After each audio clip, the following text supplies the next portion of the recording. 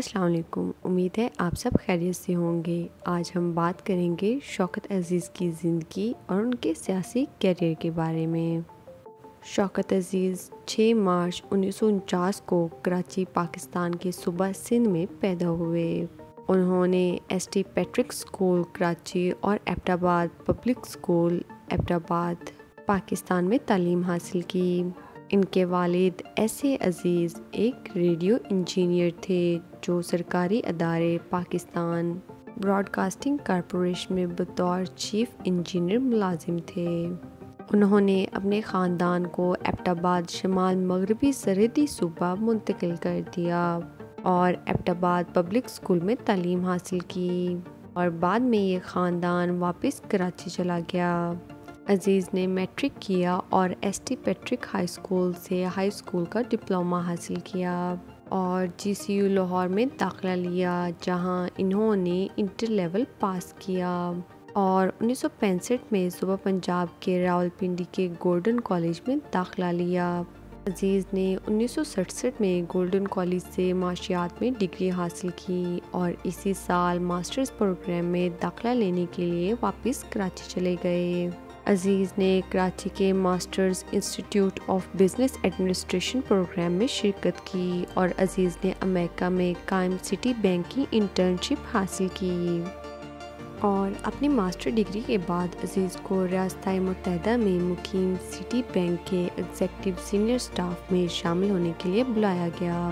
ابتدائی طور پر عزیز نے 1969 میں سٹی بینک پاکستان کی کارپوریٹ برانچ میں کریڈٹ آفیسر کے طور پر شمولیت اختیار کی۔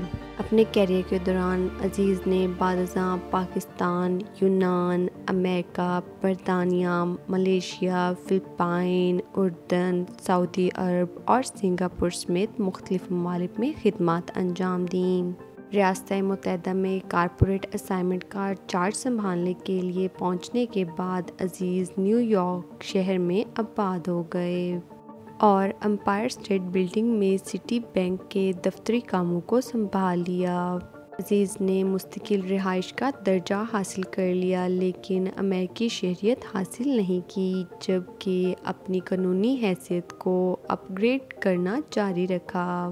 عزیز corporate and investment, corporate planning officer, banking کے مینیجنگ چیف فائنینشیل آفیسر اور سٹی بینک کے ذیلی اداروں کے بورڈ عہدوں پر فائز رہے۔ عزیز نے پورے ملک میں سٹی بینک کی شاخوں اور کارپوریٹ ڈائریکٹر آپریشنز کو بڑھانے میں ایک اہم کردار ادا کیا اور 1990 کی دہائی میں ملٹی نیشنل بینکنگ انڈسٹریز کو پاکستان میں لانے میں اہم کردار ادا کیا۔ سٹی بینک میں عزیز نے Asia Pacific global finance operation کے کارپوریٹ ڈائریکٹر کے طور پر خدمات انجام دیں اور سٹی بینک اور دیگر مالیاتی کارپوریشنز کی جانب سے عالمی اسٹاک مارکیٹوں میں فنڈز کی مالی عنایت اور انتظام کے لیے قابل ذکر رہے تھے۔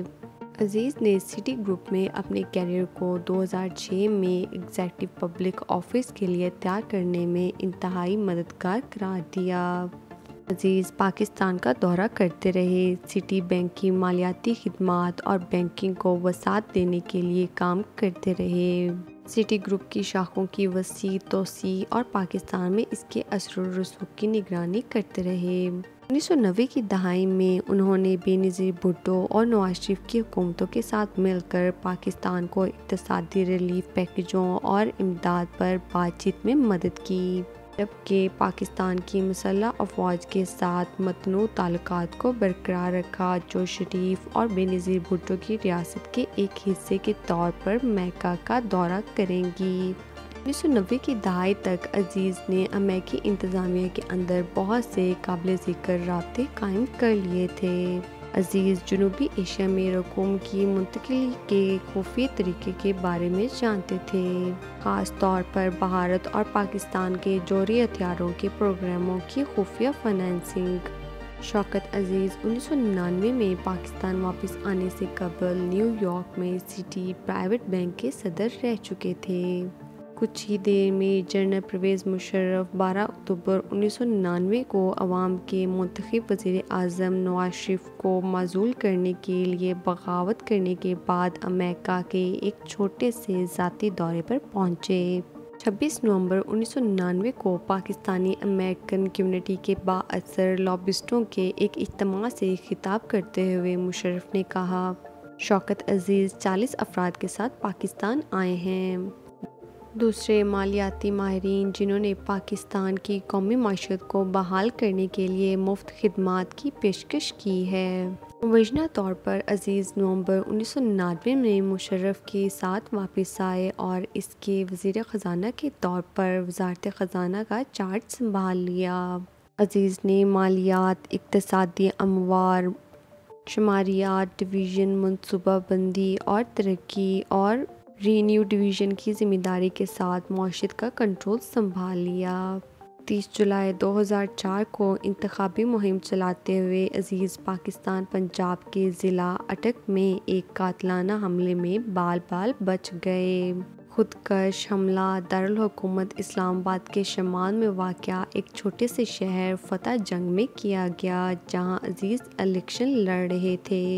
2004 تک عزیز جنرل مشرف کے دائیں ہاتھ بن چکے تھے۔ جیسا کہ مشرف نے اپنی یادداشتوں میں بیان کیا ہے، پاکستان کا مضبوط کاروباری طبقہ خاص طور پر چودھری شجاعت حسین شوکت عزیز کی بطور وزیر خزانہ کارکردگی سے بہت متاثر ہوا تھا۔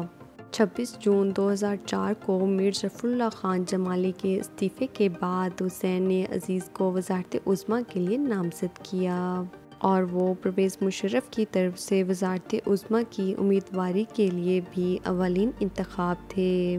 تھرڈ پارکر کی نشست اٹک کی نمائندگی کرنے کو ترجیح دی، جہاں انہوں نے 29,497 کے مقابلے میں 76,156 ووٹوں سے کامیابی حاصل کی۔